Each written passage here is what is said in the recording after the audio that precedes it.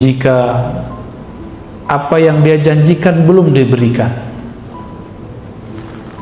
Saya sering menyampaikan bahwa Nabi bersabda, kullu da'watin mustajabah, semua doa pasti dijawab.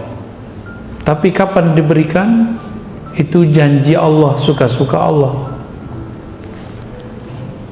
Jangan pernah memperlakukan Allah seperti budak, apalagi memperlakukan Allah seperti anak buah, minta sekarang jadi sekarang juga. Allah itu Rabbul Alamin. Rabbun bahasa Arabnya dapat diartikan tuan, pemilik.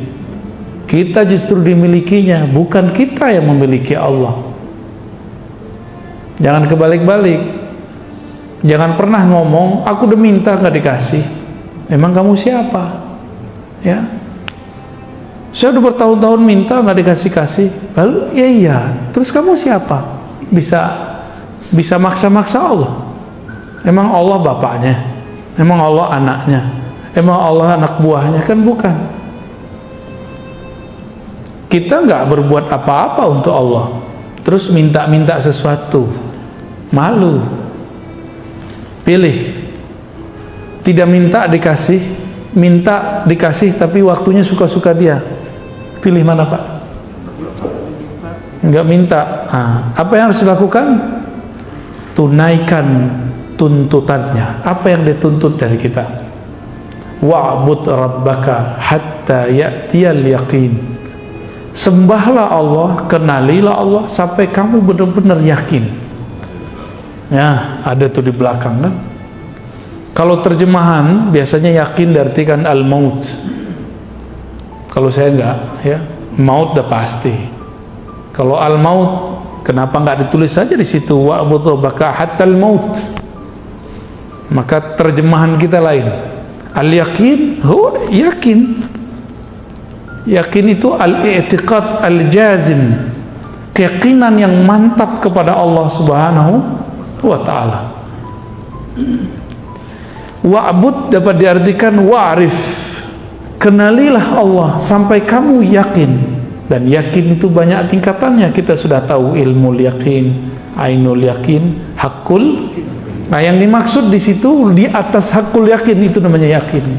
Nggak ada lagi tambah-tambahan ilmu yakin, ainul, nggak ada tambahan itu lagi. Hakul di atas itu semua itu namanya al yakin, alif lam, keyakinan yang sempurna.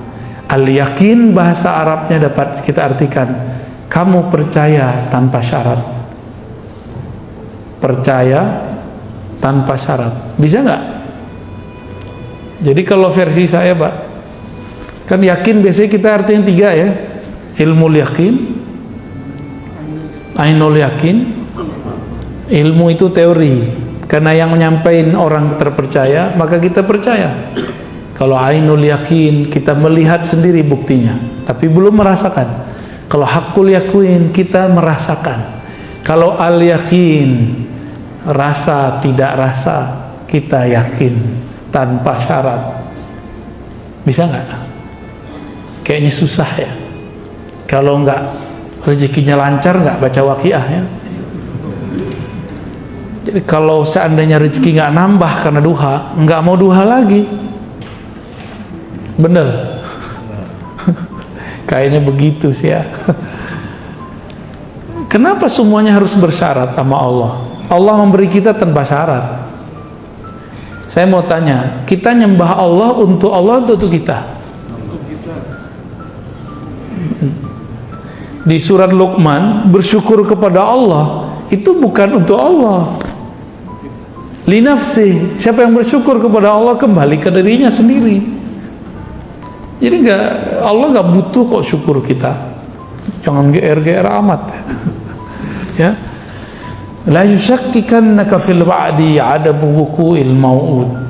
Janganlah engkau menjadi syak mengenai suatu janji bahwa doa pasti dijawab. Tapi waktunya tidak sesuai dengan apa yang kita ekspektasikan. Wa in ta'ayyana zamanuh, meskipun zamannya sudah jelas. Li'alla yakuna dzalika qadhan fi basiratik. supaya syak kamu itu tidak memadamkan cahaya mata hatimu. Wa ikhmadan linuri sariratik, dan dapat memadamkan cahaya dalam sirmu. Jadi ada basirah, ada sarirah. Apa bedanya nih? Ya, ada basirah, ada sarirah. Basirah itu mata batin, dengan itulah kolbu melihat. Sarirah itu matanya ruh, dengan itulah ruh bermakrifat. Dua ya, beda ya. Kalau kolbu itu dibuka lagi, ada lagi yang terdalam, namanya sir, sarirah. Sarirah itu matanya ruh kita memandang dengan itu. Maka kalau disebut ikhmadan linuri sariratik, kamu jika ragu kepada Allah, maka ragumu membuat kamu bodoh. Kebodohan itu adalah padamnya cahaya ma'rifat. Ma'rifat artinya ilmu, ya. Kita semua sudah tahu Allah tidak pernah melanggar janjinya. Innallaha la yukhliful mi'ad. Tapi giliran diuji sebentar saja, kita doa belum dikasih, mulai ragu. Benar nggak? Padahal doanya nggak sungguh-sungguh juga. Bapak doa tapi pikirannya kemana-mana, ya, itu nggak sungguh-sungguh namanya. Doa yang sungguh-sungguh itu seperti kita datang kepada seseorang, meminta pertolongan kepadanya, kita jaga adab di depan dia. Berani nggak kita datang ke seseorang, orang bos, kita minta kepada dia sesuatu pakai proposal. Tuan, Bapak, mohon bantu acara kami, masjid kami, atau usaha kami. Tiba-tiba handphone bunyi, berani angkat nggak? Kalaupun diangkat dimatiin, benar nggak? Kalau lagi zikrullah, pikirannya macam-macam, keluyuran, ditarik lagi nggak? Dibiarin aja ya. Nah, itu bedanya kita. Maka wajar sebenarnya, mohon maaf ya, zikir-zikir kita itu nggak ada yang diangkat sebenarnya. Nggak ada, Pak. Nggak ada yang khusyuk soalnya. Sholat Bapak tadi itu nggak ada yang diangkat. Tapi karena ada sholawat di situ, Allah angkat. Ya. Karena nggak ada yang khusyuk. Orang dari takbir sampai assalamualaikum udah kemana-mana mikirnya. Yakin gak tuh diangkat tuh? Tapi Allah akan pemaaf. Innallaha afuwun ghafur. Allah itu maha pemaaf. Masalahnya mahar maaf itu ada. Bersalawat kepada baginda Rasulullah sallallahu alaihi wasallam.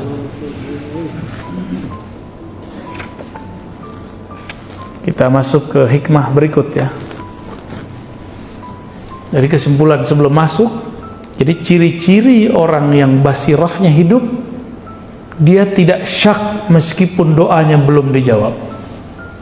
Dia tidak syak kalau dia sakit, berobat belum kunjung sembuh. Inilah rahasia Nabi Ayub. Nabi Ayub ditegur sama istrinya, Mas Ayub, kira-kira begitu ya. Kamu kan Nabi Allah, kekasih Allah. Orang-orang kalau ada apa-apa minta doa sama kamu. Masa kamu masalah kutilan kulit begitu aja nggak berdoa kepada Allah? Kata istrinya. Nabi Ayub bisa sabar dengan semua kata-kata orang di luar, tapi beliau langsung tersinggung. Bukan tersinggung terhadap dirinya, tapi tersinggung istrinya kenapa tidak bisa sabar. Ya, kok istrinya mulai meragukan. Kamu kan Nabi, masa Nabi? Ya, gitu, masa Nabi? Akhirnya Nabi Ayub mengatakan, pergilah kamu. Jika kamu tidak tahan bersamamu, pergilah. Tapi jika kita ketemu lagi nanti aku akan pukul kamu. Tapi itu istri paling baik. Wajar ya. Di zaman dulu nggak boleh istri ngeluh. Ngeluh dikit boleh cerai. Betapa pemaafnya Allah sekarang di masa syariat Nabi Muhammad. Istri ngomel-ngomelin kita gitu, maafin aja kan. Mohon maaf Bu ya. Di zaman Nabi Ibrahim punya mantu. Sesekali dia kunjungi, anaknya lagi keluar rumah, Kata Nabi Ibrahim, ternyata mantunya lupa ini mertua dia karena jarang datang. Karena nikahnya waktu itu tidak ada Nabi Ibrahim. Nabi Ibrahim tidak hadir saat Nabi Ismail nikah. Dites sedikit doang, gimana Neng nikah sama Mail? Kira-kira begitu Pak kalau bahasa sininya ya. Apa jawaban? Payah. Bang Mail payah, makan susah, minta beli ini beli itu nggak dikasih. Oke, oh gitu. Coba pertanyaan begitu, jawabannya 3 jam.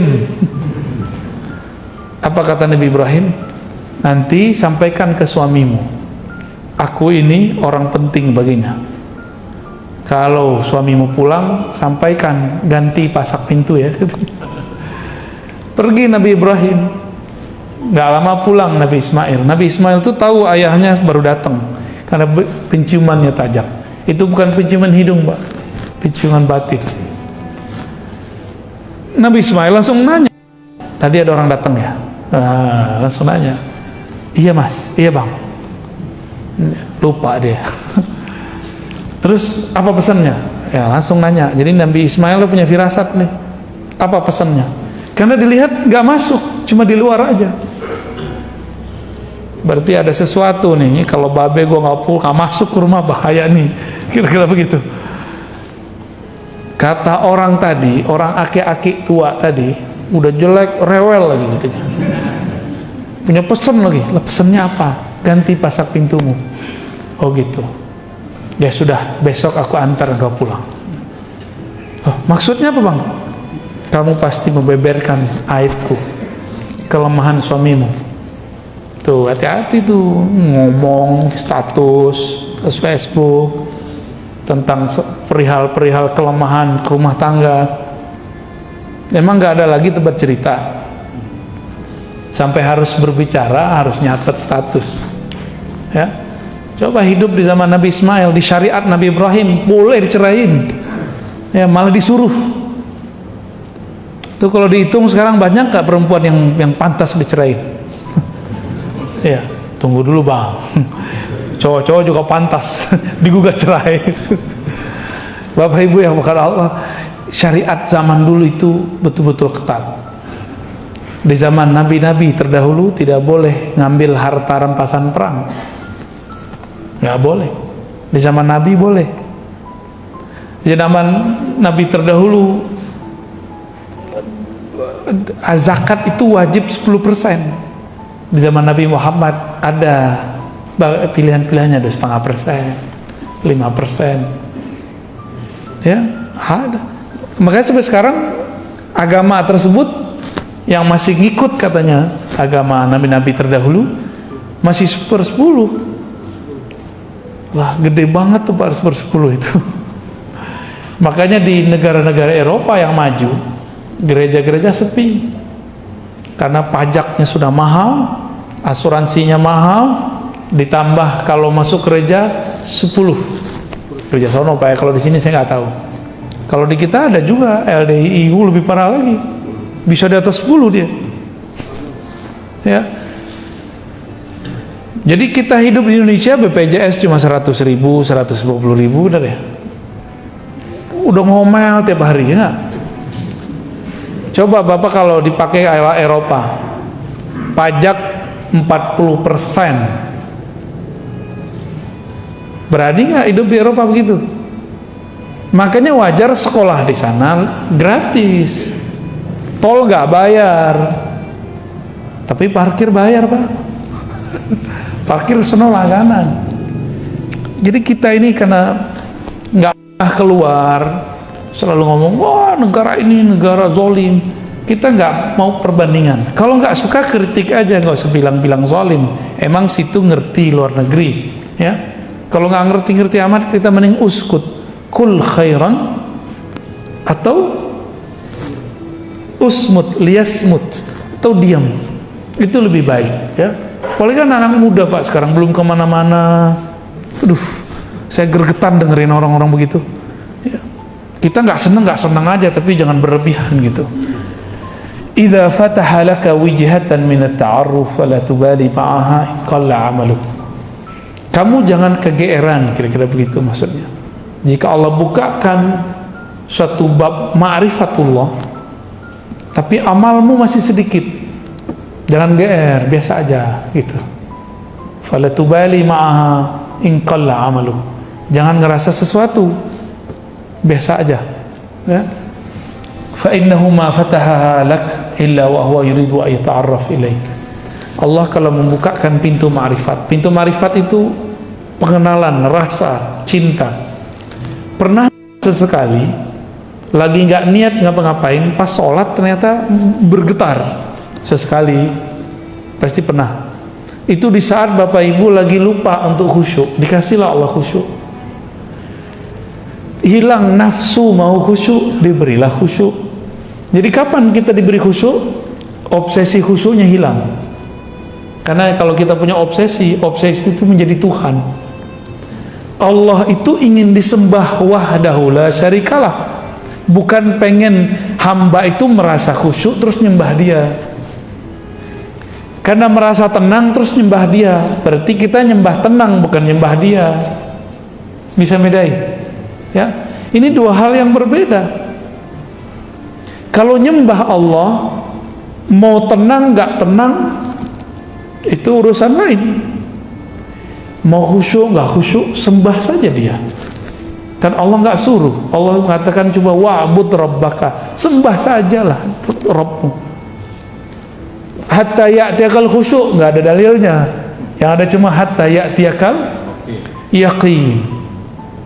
Sampai yakin itu tumbuh dalam dirimu tanpa syarat. Nggak ada lagi istilah ilmu yakin, ainul yakin, hakul yakin. Yang ada hanya al yakin, keyakinan tanpa syarat. Hakul yakin mesti dites. Kita tes dulu baru kita percaya itu hakul yakin. Kalau al yakin itu makomnya Sayyidina Abu Bakar. Beliau tanpa menguji Nabi dia percaya kalau itu Nabi Muhammad sallallahu alaihi wasallam. Bismillah.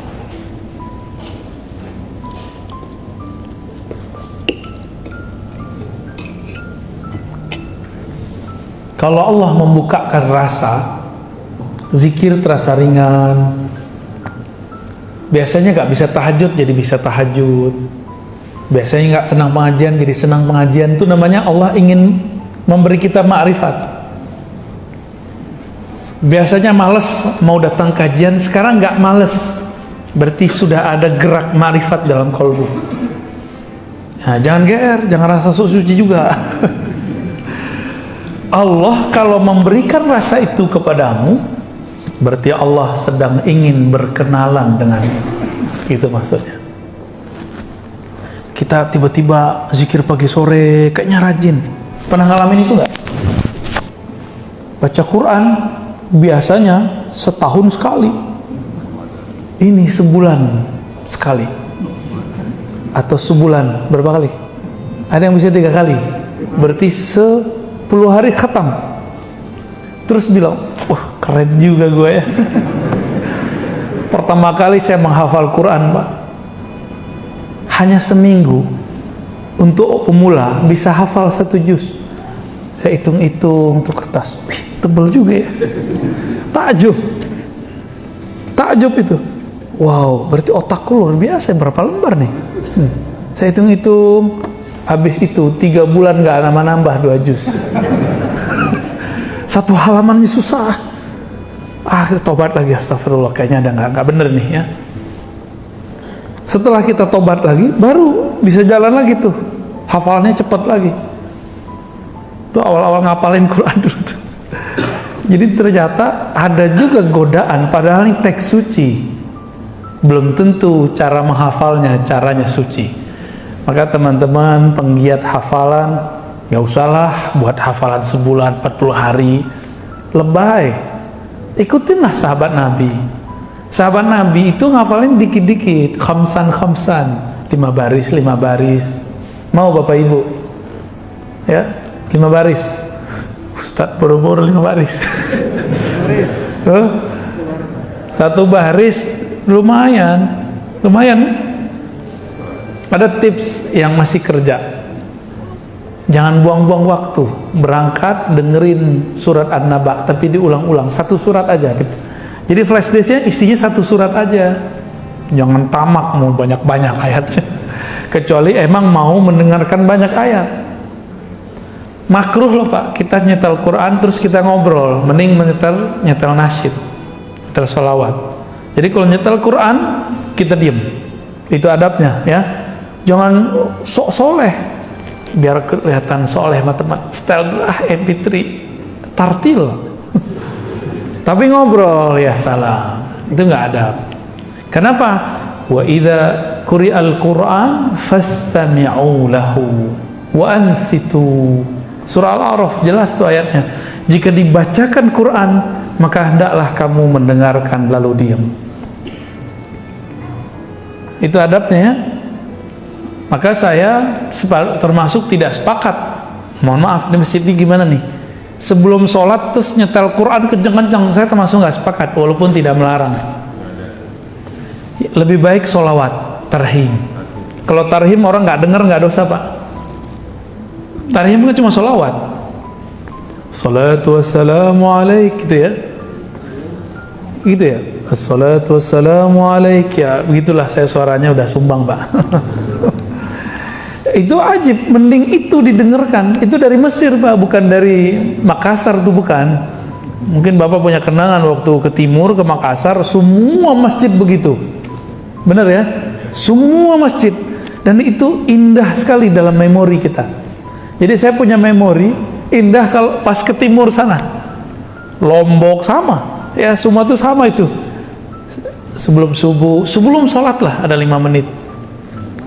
Ya, saya pernah ke Buton, tempat teman saya ada pesantren Abdul Wahid, ya, ada di situ Dr. Falah. Ya, beberapa menit itu mereka tarhim, karena itu santrinya yang baca. Kalau di sini suaranya sumbang-sumbang bajangan. Dan indahnya bukan main, karena itu salawat. Satu salawat ada 10 rahmat. Oh, Nabi tidak pernah lakukan? Nabi nggak lakukan, tapi Nabi nyuruh salawat nggak? Al-Imam Ibnul Arabi Al-Maliki, muridnya Imam Ghazali, bukan Ibnu Arabi yang satu lagi ya. Jadi Ibnul Arabi, pengarang kitab Aridatul Ahwazi, Syarah Sunan Tirmizi. Beliau mengatakan dalam beberapa karyanya, dianjurkan ya, sebelum sholat itu ada yang mengingatkan, baik dengan sholawat kah atau apapun. Beliau menganjurkan. Bahkan kalau beliau boleh pakai Quran. Cuma kalau kita sebaiknya bukan Quran tapi sholawatan ya. Alam ta'lam anna ta'arrufa huwa muriduhu alaik. Tahukah kamu bahwasanya ma'rifat itu keinginan kamu tadi untuk bangun lebih awal, pergi sholat berjamaah, apalagi berzikir pagi sore yang teratur, ikut pengajian walaupun jaraknya jauh. Jangan takjub dengan diri sendiri, tapi tahukah kamu bahwa makrifat itu dialah yang memberikannya kepadamu. Wal a'mal, sedangkan amalan, a'anta muhdiha ilaih, apakah kamu yang memberikan hadiah kepadanya? Ini kalau versi orang awam nih, gimana? Kalau kita ibadah, kita yang mempersembahkan hadiah kepada Allah, benar nggak? Tapi kalau orang kenal Allah, apa kata mereka? Ya Rabb, aku bisa sholat karena Engkau yang membuat aku bisa sholat. Saya sering nanya jamaah, nih sama nggak jawabannya di sini? Bapak Ibu bisa bangun tahajud, itu yang bangunin siapa? Alarm? Yakin? Alarm, pasangan, atau Allah? Dalam surah Az-Zumar dikatakan, Allah lah yatawaffal anfusa, yang mewafatkan jiwa-jiwa. Di antara jiwa itu ada yang Allah yumsik, Allah tarik, mati namanya. ada yang Allah yursil, Allah lepas kembali, maka dia bangun dari tidurnya. Oleh karena itu, tidur itu saudaranya mati, karena selangkah lagi mati, Pak. Kalau nggak dibalikin, mati sudah. Gitu. Doa kita apa bangun tidur? Segala puji bagi Engkau ya Allah, ahyana, yang kembali menghidupkan kami. Bener ya? Berarti hidup, kita dihidup nih. Tertidur itu mau mati namanya. Pengen mati enak atau mati susah? Mati enak. Jangan nonton ya sebelum tidur. Terus gimana sebelum tidur? Sebelum tidur tumbuhkan al-yakin tadi. Bisa lewat zikir, bisa lewat pengajian, bisa lewat conditioning di pikiran kita. Coba malam ini tidur, semua dendam kita buang, bisa nggak? Bisa nggak, Pak? Utang sih besar, dendam jangan. Bisa nggak? Malam ini kita tidur pegang dada, ya Allah, di hatiku ada noda-noda dendam. Izinkan aku tidur, noda itu tiada, telah Engkau angkat ya Allah. Ada benci, semoga terangkat. Ada putus asa karena masa lalu gelap, tolong ya Allah, kegelapan putus asa itu Engkau angkat. Semua kita punya masa lalu yang saya nggak tahu, masa lalu bapak ibunya apa ya. Saya punya masa lalu, bapak punya masa lalu. Jangan sampai masa lalu itu membuat kita tidak move on. Ya, harus move on, harus maju terus. Ada beberapa kawan sahabat saya ajak, ayo ngaji. Aduh, saya ini kotor, nggak pantas duduk di masjid. Lah, emang kamu doang yang kotor. Saya juga kotor. Sama-sama kotor kita semua. Setiap hari kita nggak mau kotor, kotoran itu datang ke dalam kolbu. Jadi nggak usah putus asa. Itu kan setan yang menghambat dia. Nah, bapak ibu yang punya masa lalu yang gelap sekarang bisa maju. Berarti dia dapat hadiah ma'rifat dari Allah Subhanahu wa ta'ala. Aina ma tuhdihi ilaihi mimma huwa muridu alaih. Mana persembahanmu kepada Allah? Jika yang kamu anggap itu persembahan, sholat kamu anggap hadiah kepada Allah, terus kamu bisa sholat karena siapa? Kalau Allah nggak bangunin, bisa tahajud nggak? Bisa tahajud nggak? Berarti kita tahajud itu hadiah dari Allah atau kita ngasih hadiah kepada Allah? Gimana kira-kira? Mulai malam ini bisa nggak ganti persepsi? Tahajud itu tanda terima kasih. Itu yang dimaksud Nabi waktu Aisyah bertanya. Ini nggak pernah diungkap Pak sebelumnya, jarang orang mengungkap ini. 1-2 paling kiai kita yang mengungkap ini. Karena selama ini kajian hikam cuma di pesantren-pesantren, di majelis-majelis thariqat. Orang nikmat japos tiap berapa kali kirim Fatihah ya. Tembus juga ya. Tapi kita buat kajiannya ya, mohon maaf weekday begini ya. Hari Senin lagi ya. Tapi alhamdulillah. Itu namanya ta'aruf, ma'rifat masuk dalam kolbu. Mau hari apa jadi Ustaz. Nabi ditanya oleh Sayyidatuna Aisyah, kenapa engkau masih sholat sebanyak itu wahai Rasulullah, sampai kakimu kapalan wahai Rasulullah, sedangkan engkau diampuni dulu, sekarang dan nanti. Apa jawaban Nabi? Afala an akuna abdan syakura. Apakah aku tidak boleh wahai Aisyah menjadi hamba yang berterima kasih kepada Allah? Karena aku dibangunkan malam ini, aku berterima kasih karena dibangunkannya. Aku diizinkan sujud, aku berterima kasih bisa sujud lama-lama. Aku diizinkan masih bisa ngangkat tangan. Allahu Akbar di saat orang masih ngorok. Jadi Bapak bisa hidup, datang sekarang, jangan KR dulu, katakanlah hati terima kasih ya Allah. Di saat teman-temanku istirahatnya adalah tidur atau main handphone atau nonton, engkau gerakkan aku beristirahat dengan cara mendengarkan hikmah-hikmah dari walimu. Al-Imam Ibn Athaillah As-Sakandari, waliullah di zamannya, kutub bahkan Al-Ghaus. Ya, apakah aku tidak boleh bersyukur? Apakah aku tidak boleh berterima kasih kepada Allah SWT? Saya jelasin begini Pak, bukan saya yang pinter Pak, jangan salah paham ya.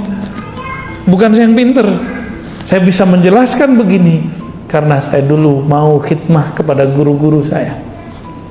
Maka Allah kasih hadiah ini. Jadi ini hadiah dari Allah, bukan saya yang menghadiahkan ke Bapak. Ya, maka nanti kalau ada yang bisa baca kitab, bawa kitabnya ke sini Pak. Jadi ngaji, lihat, walaupun terjemahan, baca aja. Siapa tahu ada umur, ya, bisa mengajarkannya, ya. Amin. Kalau enggak bisa ngajarin dia orang, ya di rumah kita. Siapa tahu, ya. Jadi gimana? Mas ini minta pahala? Saya malu meminta pahala kepada Allah. Ya. Pahala itu bahasa Sanskerta berarti balasan. Berani minta balasan dari Allah? Ibarat gini, saya minjem mobil Bapak, saya pinjam nih mobil Bapak hari ini, pulang-pulang bersih, terus saya bilang, mana bayarannya Mas? Ya, saya minjem, terus saya minta bayaran dari pinjaman itu, waras nggak? Jadi sebenarnya banyak orang beribadah tuh belum sampai babul yakin. Kalau dibilang nggak waras termarah Pak ya. Masa dengan cuma sholat 5 waktu, sholat tahajud yang berkabut itu, sholat duha yang kusut itu, terus kita berani meminta sesuatu balasan dari Allah Subhanahu Wa Taala, itu orang nggak tahu posisi dia. Ya kalau bahasa kasarnya nggak tahu diri lah. Berarti dia belum sampai kepada kesadaran ma'rifat.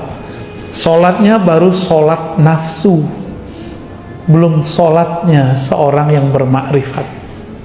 Dia nafsu mau dapat sesuatu, dia sholat, mengoboga sholatnya memperlancar dia dapat sesuatu. Itu nggak baik ya. Saya tanya lagi, masih berani minta pahala? Gimana? Paham nggak saya ngomong apa dari tadi? Paham ya? Hikamnya berat Pak, tapi insya Allah saya bahasakan bahasa ringan. Apa yang kita lakukan dari ibadah, zikir, belajar, semuanya adalah hadiah ma'rifat dari Allah. Karena itu hadiah darinya, pantaskah kita selesai menerima hadiah terus minta lagi? Gitu, hadiah pahala. Saya rasa nggak pantas. Maka saya mengimbau diri saya sendiri dan kita semua yang hadir, cukup meminta pahalanya. Maka benarlah imam-imam kita yang mengajarkan sholat, lalu selesai sholat bacanya lillahi astaghfirullahaladzim. Sebelum sholat membaca astaghfirullah, asyhadu an la ilaha illallah, asyhadu anna rasulullah, usolli fardal maghribi atau fardal isya'i, bla bla bla bla, belakangnya lillahi ta'ala. Itu wajar supaya nggak minta macem-macem ya. Kalau masih minta macam-macam, berarti belum dapat ma'rifat, baru dapat amal. Gitu.